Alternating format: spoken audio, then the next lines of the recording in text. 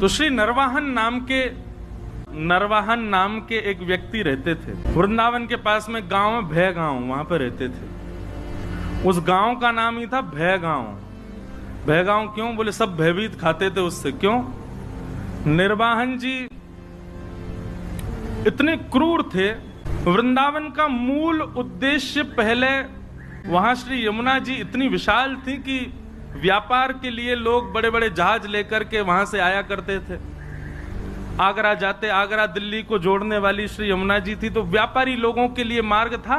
वृंदावन तो महाराज क्या बताएं, अब कहने में थोड़ा आज संकुचित होता, पर डकैतों का गढ़ था। वहां पे सब लूट मार करने वाले बैठे रहते, और जब कभी भी जहाज यमुना जी में होके निकलते तो विशेष रूप से नरवाहन, इसकी पूरी गैंग थी, बड़े महाराज खूब सारे लोग थे। आते जाते जहाजों को अर्धरात्रि में कैसे भी करके और पकड़ लेता और उनसे कर वसूलता। कर तो लेता ही, ऊपर से कुछ ना कुछ लूट मार भी कर लेता।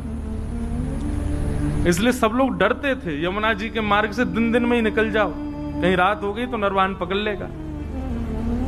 ऐसा नरवाहन। तो जब श्री महाप्रभु जी राधा वल्लभ लाल जी को लेकर के वृंदावन में आए, तो वर्णन आता है कि आत्मदेव ब्राह्मण जिसकी 2 कन्या थी, उसने खूब धन संपत्ति देकर के भेजा। साज सज्जे, ऐसे सुंदर सुंदर श्रृंगार, ऐसे सुंदर सुंदर सोने चांदी मणि आदि के मुकुट। और फिर ऐसा भी भाव है, जो महाप्रभु जी की प्रथम पत्नी थी रुक्मणी बाई, जिनसे पहले ब्याह हुआ था, रुक्मणी बाई जी और महाप्रभु जी के बड़े प्रथम पुत्र श्री वनचंद्र जी, आप दोनों भी नवरंगी लाल जी की सेवा छोटे बालक को देकर के, गोपीनाथ जी को देकर के, आप भी देवबंद से वृंदावन आ गए थे।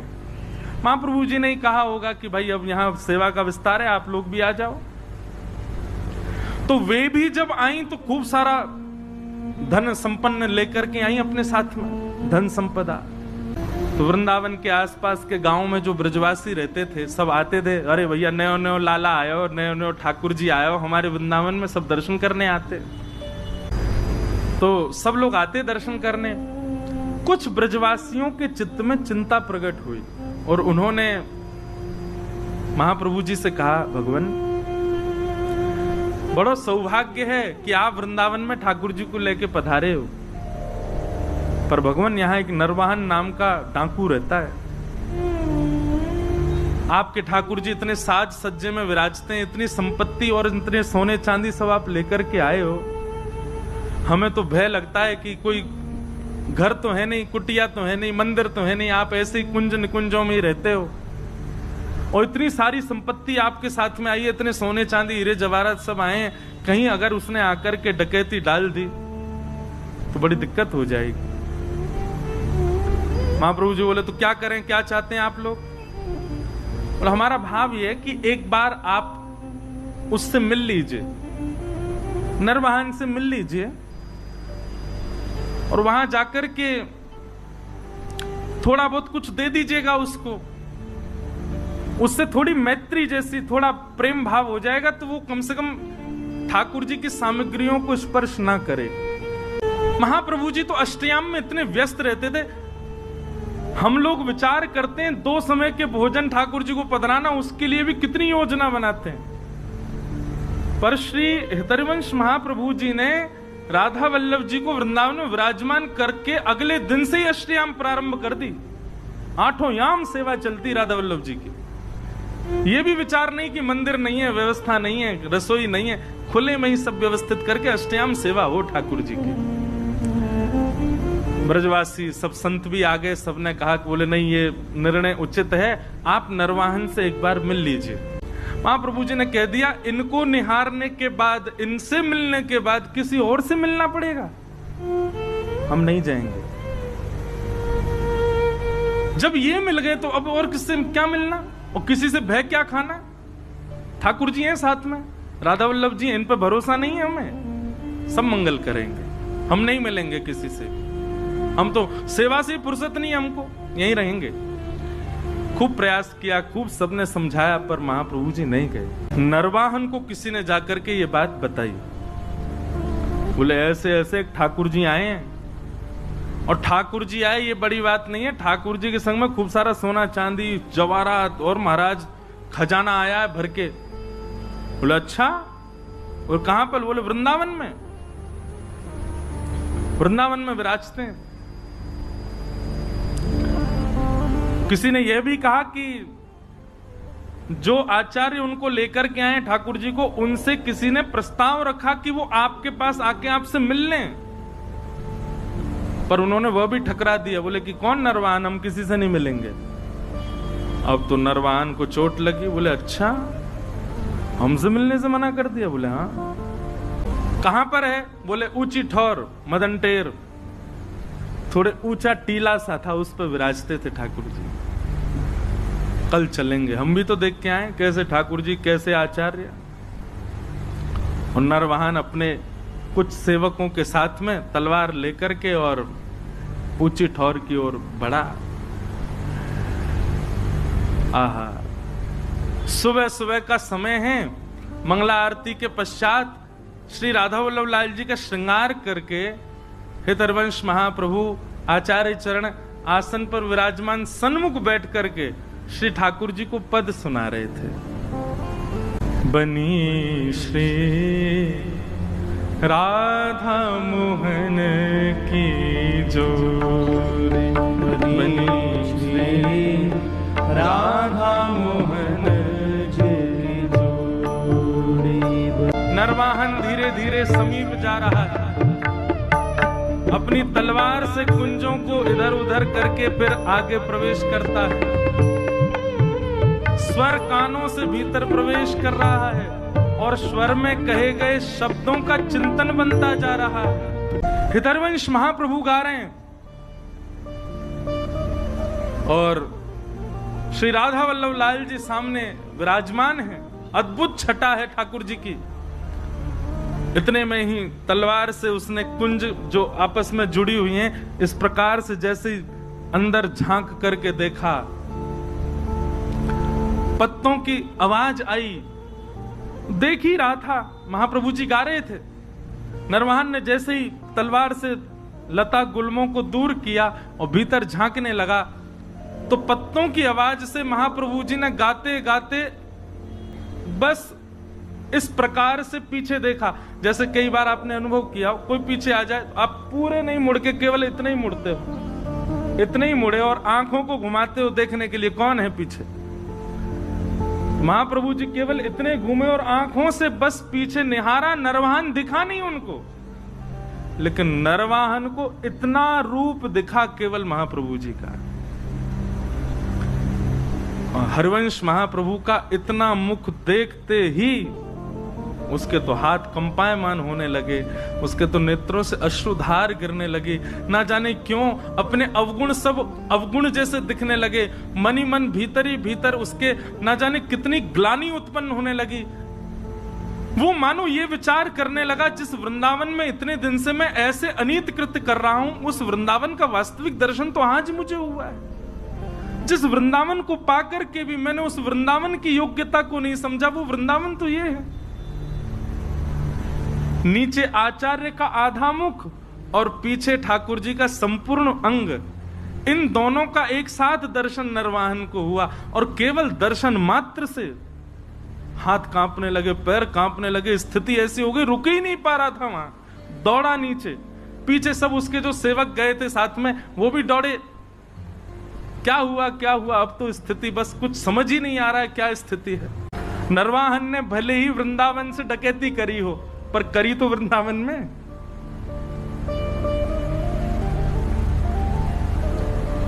अब तो नरवाहन की स्थिति ये हो गई, तलवार वलवार तो सब दूर फेंक दी। विशाल स्वरूप था उसका, स्वरूप का वर्णन करते हैं कि देखते डर जाए आदमी, इतना खतरनाक था नरवाहन। लेकिन ऐसा दीन हो गया, अभी तक वो महाप्रभु जी से चर्चा भी नहीं हुई, कुछ सुना नहीं उसने, अगले क्षण से ही उसकी स्थिति ऐसी दीन बन गया। प्राण हरिवंश, जीवन हरिवंश, नित्य हरिवंश, हरिवंश हरिवंश हरिवंश हरिवंश, बस यही गाता रहता और लता कुंजों में पड़े पड़े रुदन करता रहता, अपने आप को कोसता। ऐसी आत्मग्लानि में चला गया और केवल प्राण हरिवंश, जीवन हरिवंश, नित्य हरिवंश, बस हरिवंश हरिवंश हरिवंश, इसी भाव में ही रहता। आसपास के सब सेवक बेचारे तलवार लिए खड़े रहते, उसको देखते, देखा तो हमने भी, हम पे तो कुछ नहीं हुआ, इसको क्या हो गया। सरदार सरदार, उनको बोलो हरिवंश, गाओ हरिवंश, कहो हरिवंश, नाचो हरिवंश। बोले हरिवंश रोटी खिला जाएंगे? अरे अपना काम धंधा कैसे करना है अब? बोले सब हरिवंश, नित्य हरिवंश, बस हरिवंश हरिवंश हरिवंश, यही गाता रहता। जय जय राधा वल्लभ हित हरिवंश, श्री हरिवंश। साथ के सब लोगों ने सोचा, बोले भैया ट्रेंड तो हम हो ही गए इनके संग रह के, अब इनको रहने दो, हरिवंश जी की स्मृति, हम चलें अपना काम करें। उसी समय एक जैन व्यापारी आगरा से अपना कुछ सामान लेकर के बड़े जहाज में यमुना जी के रास्ते दिल्ली जा रहा था। तो नरवाहन के संग में रहने वाले सब लोगों ने योजना बनाई और उस जहाज को बीच में ही रोक लिया। उस जहाज पर भी करीब 200-250 लोग थे। उन सब लोगों ने मन में विचार किया, ये हमारा क्या बिगाड़ेंगे। वे भी लड़ने को नीचे आ गए, लेकिन नरवाहन की सेना बहुत थी और बड़े क्रूर थे, सब नहीं जीत पाए। तो पूरे जैन व्यापारी के जितने लोग थे सबको बंदी बना लिया, पूरे जहाज को जमुना जी में खड़ा करके और पकड़ करके जो भय गांव था वहीं उसका कारागृह था, जेल बना रखी थी उसने, वहीं ले जा करके और सबको बंदी बना दिया। सबको बंदी बना करके उन पर क्रूरता करने लगे, मारने लगे, पीटने लगे, उनको स्थिति खराब कर दी। क्यों? क्योंकि कर तो दिया नहीं, ऊपर से हम पे हाथापाई कर रहा है, जानता नहीं हम नरवाहन की सेना है। कि दासी रहती थी नरवाहन के यहाँ, वो नरवाहन जी के यहाँ जाती थी, नरवाहन जी को देखती तो अब तो बस कुंज में बैठे बैठे श्री हरिवंश, हित हरिवंश, प्राण हरिवंश, जीवन हरिवंश ऐसी गाते हैं। वे समझ गई थी स्थिति अब किस मोड़ में मुड़ चुकी है।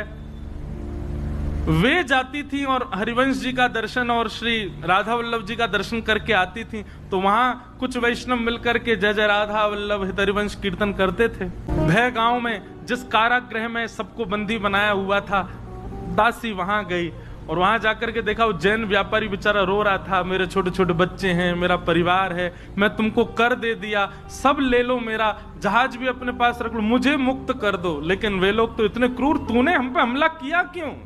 इसी बात से उसको मार रहे थे। रात्रि का समय हुआ, सब सो गए, तो वो दासी उस जैन व्यापारी के पास गई और उससे बोली, सुनो, अर्धरात्रि का समय है, मैं जैसे ही चली जाऊं यहां से, उसके बाद जोर जोर से जय जय राधा वल्लभ हित हरिवंश, जय जय राधा वल्लभ श्री हरिवंश, जय जय राधा वल्लभ श्री, इसका उद्घोष करना और सब मिलकर के एक साथ करना। और सुनो, कोई आकर के तुमसे पूछे ये क्या गा रहे हो, किसका नाम बोल रहे हो, तो कह देना हमारे इष्ट राधा वल्लभ हैं और हमारे गुरु हरिवंश जी हैं। और ध्यान रहे, जितनी ताकत तुम्हारे पास है उतनी ताकत से गाना। उसकी योजना ये थी कि आवाज नरवाहन को सुनाई दे। कारागृह में बंदी बने हुए जो सब व्यापारी थे, उस दासी के जाति सब चिल्लाने लगे, जय जय राधा वल्लभ हित हरिवंश, जय जय राधा वल्लभ श्री हरिवंश, जय जय राधा वल्लभ हित हरिवंश। आहा, ये स्वर सुनते ही मानो नरवाहन की स्थिति तो ऐसी हो गई कि जैसे प्यासे को जल पिला दिया हो, भूखे को पानी पिला दिया हो, जिसको नींद आ रही है उसको बिस्तर दे दिया हो, जिसको अत्यंत सुख की कामना हो, जिस सुख की कामना हो वो सुख दे दिया हो। नरवाहन तो आनंदित हो गए, आनंदित होकर के उठ करके ढूंढने लगे कहां से आ रहा है स्वर। सुनते सुनते जैसे पहुंचो, अपने ही कारागृह में पहुंच गए। कारागृह के भीतर जाकर के देखा तो सब बंदी बने हुए हैं, वही गा रहे हैं, जय जय राधा वल्लभ हित हरिवंश, जय जय राधा वल्लभ श्री हरिवंश। नरवाहन ने जाकर, अरे भैया सुनो, कौन हो तुम लोग और ये क्या गा रहे हो?